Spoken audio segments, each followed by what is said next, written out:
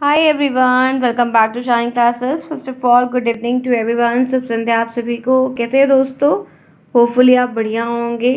चलिए आइए शुरुआत करते हैं। आज मैं सोशल साइंस यहाँ पर आपको फिर करवा रही हूँ और ये चैप्टर हमारा दूसरा है। दूसरी यूनिट से सारे सेक्शंस होंगे। कल मैंने आपको एक क्लास इसके ऊपर आपको ऑलरेडी दे रखी है। आज यहाँ पर हमारी दूसरी क्लास हो रही है जहाँ पर हम जो आंदोलन वगैरह किए गए थे उनके बारे में डिटेल में जानेंगे। तो आप जुड़े हो मेरे साथ। मैं हूँ शालिनी, सभी का स्वागत है यहाँ पर। चलिए फिर शुरुआत करते हैं आज की इस क्लास के लिए। देखते हैं कि क्या क्या चीज़ें हैं, कैसे आंदोलन हुए थे, कैसे क्वेश्चंस बनेंगे, उनके बारे में डिटेल में जानते हैं। तैयार हैं? आप लोग को ध्यान क्या रखना है, जितना हो सके उतना शेयर करिए चैनल को। टाइम पर आइए। 8 बजे मैं आपकी एक ही क्लास कर रही हूँ। मैं कोर्स कवर करवा दूँगी, चीज़ें हो जाएंगी, पर पंचुअलिटी थोड़ी बनाइए और फिर प्रॉपर तरीके से क्लास कर लेंगे तो लास्ट है, फाइनल सेमेस्टर है, काफ़ी इंपॉर्टेंट है। आप टेट सुपर टेट देंगे, उसमें भी बैठेंगे, उसमें भी आपके लिए इंपॉर्टेंट होगा। आपको नोट्स पहले से पढ़ के रखनी है, कवर करना है, जल्दी ख़त्म भी करना है कोर्स को। ये काफ़ी इंपॉर्टेंट होने वाला है। तो कुछ प्लानिंग के साथ काम करिए कि आपको डेली डेली किन किन चीज़ों को पढ़ना है, कैसे पढ़ना है, ताकि आप अच्छे से कर पाएँ और जब भी जो भी चीज़ें हों तो वो आपके लिए हेल्प करे। ठीक है, आइए इसी के साथ आगे बढ़ते हैं और देखते हैं चीज़ों को। तो मैंने आपको कल की क्लास में ये सारी बातें बताई हुई थी, आपसे हर एक चीज़ शेयर की हुई थी।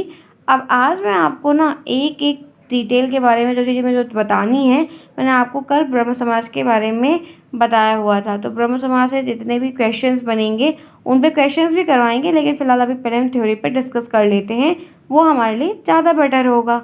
ठीक है, आगे बढ़ जाओ फटाफट। आज जिनके बारे में, सिद्धांतों के बारे में मैंने कल आपको बताया था। कल मैंने आपको आर्य समाज तक नहीं बताया था, सिर्फ आपको ब्रह्म समाज तक बताया था और इंट्रो दिया हुआ था। आज जिस टॉपिक पे हम डिस्कस करने वाले हैं वो है हमारा आर्य समाज। ठीक है, क्या है वो? हमारा आर्य समाज है। हम आपको ये चीज़ें यहाँ पर करवाने वाले हैं, ध्यान से देखिएगा। और सैटरडे संडे की लाइव क्लासेस होंगी, मैं उसमें आपको लाइव मिलूंगी। Okay friends, agree with me? आपकी और जो और हफ्ते रहेंगे, वे डेज रहेंगे, उसमें आपको ऐसे क्लासेस मिलेगी। सैटरडे एंड संडे में आपको खाली रहूँगी, फ्री रहूँगी, तो मैं आपके साथ लाइव क्लासेस भी करूँगी। इस बात पे डन करते हैं। ठीक है, चलो अब बात करते हैं आर्य समाज क्या है। आर्य समाज से कई कई सारे प्रश्न बनते हैं, बहुत सारे क्वेश्चंस बनते हैं। तो आर्य समाज की जो स्थापना कब हुई, किसने किया, क्यों बना, इनके सिद्धांत क्या हैं, ऐसे प्रश्न बनेंगे। लिखा हुआ है आर्य समाज की स्थापना स्वामी दयानंद सरस्वती ने किया था। तो पहला क्वेश्चन आपको मिला, आर्य समाज के संस्थापक कौन है, स्थापना किसने की थी? तो स्वामी दयानंद सरस्वती ने की थी। कब की थी? 1875 ईस्वी में की थी। तो ये दूसरा आपको ध्यान रखना है। ठीक है, तो आर्य समाज की स्थापना किसने की थी? स्वामी दयानंद सरस्वती ने की थी, पहला पॉइंट। दूसरा पॉइंट, कब की थी? 1875 ईस्वी में की थी, दूसरा पॉइंट। स्वामी दयानंद सरस्वती का जो जन्म हुआ था वो 1824 ईस्वी में कठियावाड़ा की एक समृद्ध ब्राह्मण परिवार में हुआ था। ध्यान रखिएगा, बहुत इंपॉर्टेंट बात है। उनके बचपन का नाम मूल शंकर था, सॉरी, क्या नाम था? मूल शंकर था। ये कभी कभी पूछा जाता है, इसलिए ध्यान रखिएगा। जैसे मंगल पांडे लोगों का नाम, रानी लक्ष्मीबाई का नाम पूछा जाता है, तो वो भी इनकी भी आने की संभावना है, तो देख लो। यह बचपन से ही धर्म प्रेमी थे, धर्म के प्रति इनका लगाव था। बड़े विचारशील प्रकृति के भी प्रदर्शित होते थे। इनके बिहेवियर के अकॉर्डिंग लोग इनको जज करते थे, या ये किसी से बात करते थे, विचार विमर्श करते थे। इन्होंने विवाह नहीं किया और 22 वर्ष की आयु में घर छोड़कर संन्यास ले लिए थे। संन्यास अच्छा काम किए थे जो नहीं किए थे। उन्होंने स्वामी दयानंद सरस्वती को गुरु मानकर और उनसे शिक्षा दीक्षा ग्रहण की थी। एक पैराग्राफ अभी आपको मैंने आर्य समाज के बारे में एक छोटा सा संक्षेप में इंट्रोडक्शन दिया, और इस इंट्रोडक्शन में आपको 4-5 क्वेश्चंस मिल गए जो कि आपके ऑब्जेक्टिव में भी आएंगे, आपको लिखने के लिए भी आएंगे। दैट्स इनफ, इतना इनफ है। कम चीज़ों में ज़्यादा आउटकम्स लेने का हमेशा मतलब कि प्रयास क्या करो। तो देखो, किसने किया? एक क्वेश्चन चाहे ऑब्जेक्टिव में टिक करने को आए या ये आपकी जो लघुत्तरी आती है उसमें लिखने को आए, ठीक। इस वो जो ईस्वी क्या थी 1875, ये आपको थोड़ा सा ध्यान रखना होगा। फिर स्वामी दयानंद का जन्म कब हुआ है इनके बारे में, तो वो आपको ध्यान रखना है 1824 में। कहाँ पर हुआ है?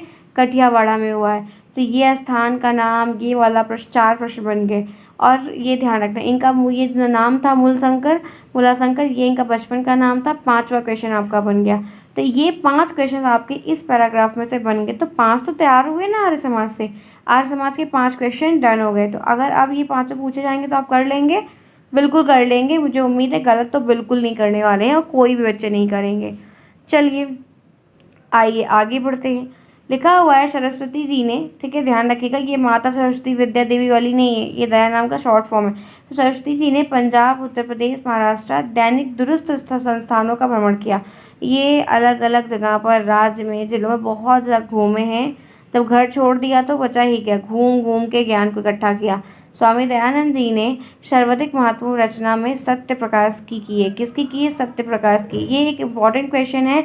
इनकी कौन किया है, मतलब रचना की बात जब पूछता है तो पूछा, इसमें उन्होंने वेदों और वैदिक धर्म की जो सर्वोच्च की जो सिद्धि है, मतलब वो जो उसमें अच्छी बातें हैं या उसमें जो मेन मुख्य मुख्य बातें हैं, वेदों में बहुत सारे उल्लेख की बातें हैं, तो काफ़ी कुछ इनके बारे में इसमें दिया गया है, जिसको पढ़ने से बहुत सारी जानकारियाँ हमें मिलती हैं कि उस समय क्या हुआ था, कैसे हुआ था, हम उस समय के बारे में जान पाते हैं। धार्मिक सुधार के क्षेत्र में अगर हम देखते हैं तो मूर्ति पूजा, कर्मकांड के विरुद्ध प्रचार भी। ये मूर्ति पूजा के विरोधी थे और जो कर्मकांड, क्रियाक्रम, बहुत सारी चीज़ें, ऐसे विचार का भी घोर मतलब समर्थन नहीं करते थे, बिल्कुल भी घोर विरोधी थे, लोगों को समझाते थे अपने हिंदू धर्म को छोड़कर हिंदू में वापस लौटने के प्रति।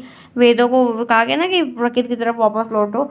तो इनका मतलब जैसे कि दयानंद सरस्वती जी हो गए, ऐसे बहुत सारे लोग हो गए, समाज सुधारक का नाम हम लेंगे तो ये लोग समाज में जो कुप्रथाएं थी, जो अफवाहें थीं, जो पुरानी पीढ़ियों से चली आ रही परंपराएं हैं, जिससे लोगों का नुकसान है, फ़ायदा नहीं है, प्रकृति का नुकसान है, जान माल का खतरा है, लोग अंधविश्वास में मरे जा रहे हैं, काम नहीं कर रहे हैं। तो ऐसी जो अफवाहें, बकवास बातें, नॉनसेंस टॉक जो फैली हुई हैं, पीढ़ी दर पीढ़ी फैलती चली भी आ रही हैं, उन रूढ़वादियों को दूर करने का प्रयास ये समाज सुधारक करते थे।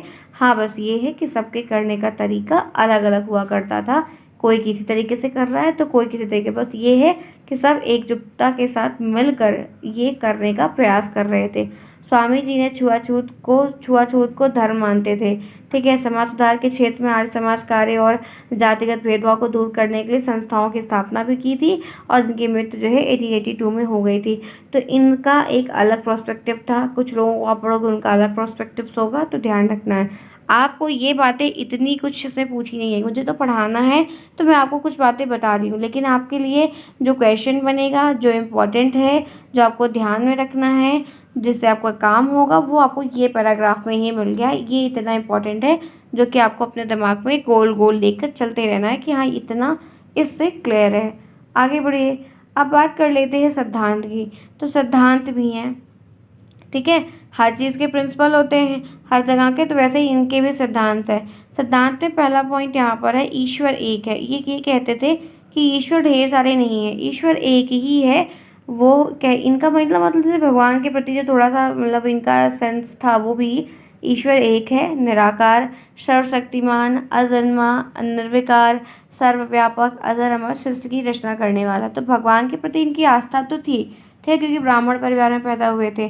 तो इनका यही कहना था कि ईश्वर जो है अलग अलग धर्मों के हिसाब से नहीं बटे होते हैं, सबका मालिक एक होता है, भगवान एक ही होते हैं, बस हम लोग अलग अलग तरीके से उनको मान के पूछ रहे हैं और वो अलग मतलब पॉइंट ऑफ व्यू है।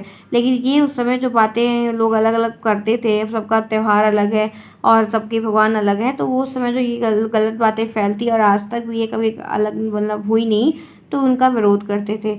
वेद ईश्वर की वाणी है। जैसे कहते हैं कि वेद क्या है, तो वेद ही ईश्वर की वाणी है, क्योंकि वेद में बहुत सारी ऐसी बातें लिखी हुई जैसे भगवान ने उसको लिख के भेजा हो। तो वेद ही जो है वो ईश्वर की वाणी होता है, तो बहुत कुछ दिया रहता है जिससे हम सीखते हैं, कुप्रथाओं को भी दूर करने का प्रयास करते हैं।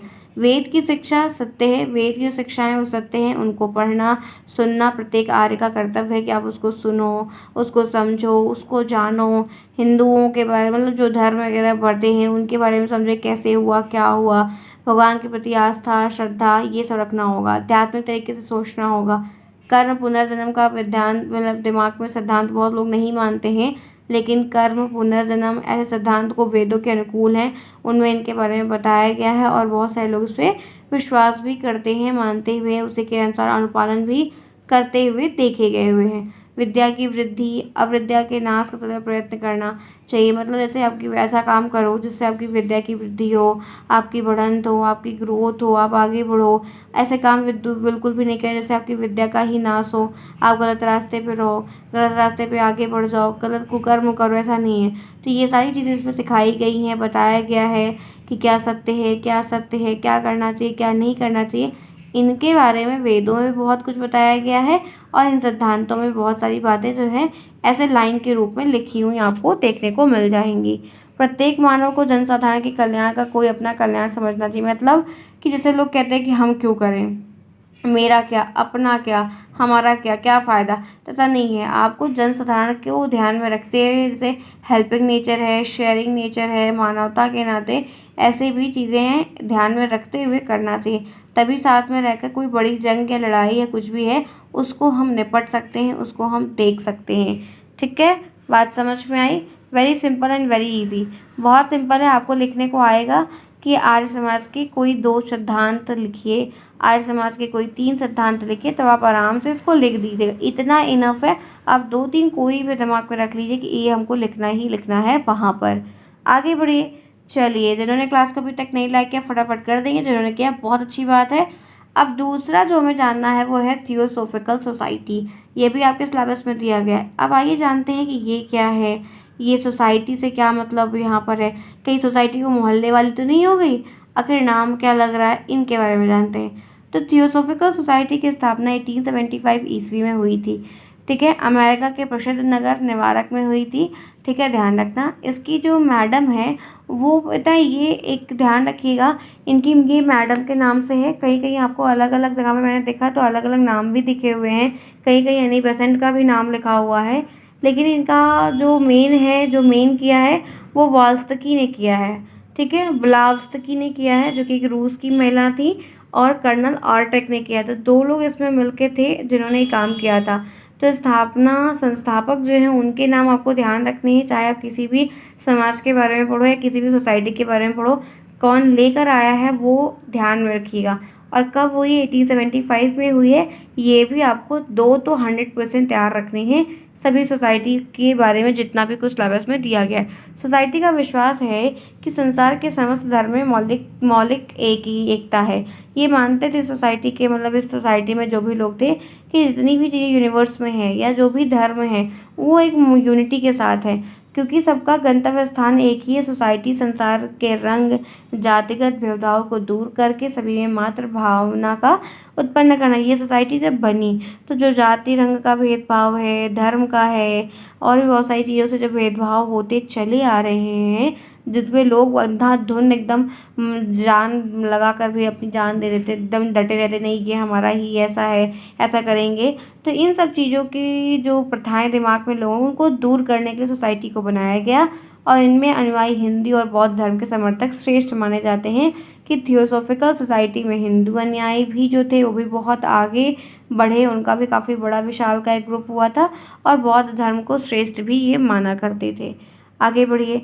इस संस्था का कार्यक्रम यहाँ पर आयरिश महिला श्रीमती एनी बेसेंट द्वारा 1839 ईस्वी में प्रारंभ किया गया था। देखो, इसीलिए मैंने ये पहले आपको बोला कि कहीं कहीं संस्थापक की जब बात पूछता है तो ये लोग डायरेक्टली एनी बेसेंट का नाम लिख देते, तो जबकि ऐसा नहीं है।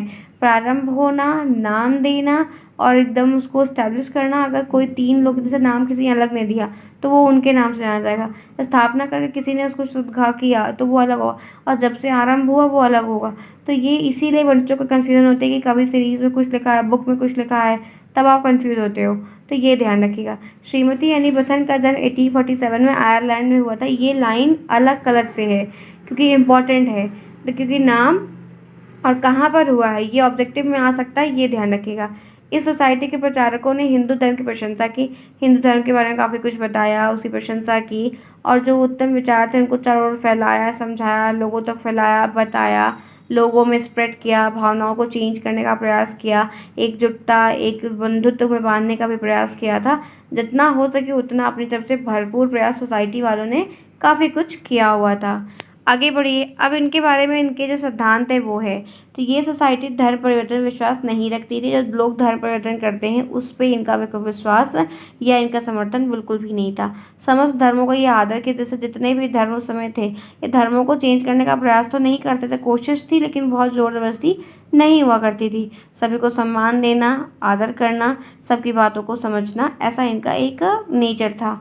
मनुष्य को कर्म और पुनर्जन्म में विश्वास करना चाहिए। ये कहते थे कि आपको अपने कर्म पर, अपने पुनर्जन्म पर विश्वास ज़रूर करना चाहिए, क्योंकि उसी के हिसाब से अब चीज़ें इंसान कहते हैं कि फल मिलता है अलग अलग पॉइंट ऑफ व्यू से। जाति पाति का भेदभाव नहीं मानना चाहिए। इन्होंने जाति का विरोध भी किया था कि आप लोग जो जातियों के वैसे भेदभाव रखते हो, मंदिरों में नहीं जाने देते हो, खिन्नता मन में रखते हो, इनको दूर करो, ये कीड़ा है और आपके दिमाग को छुड़ा देगा।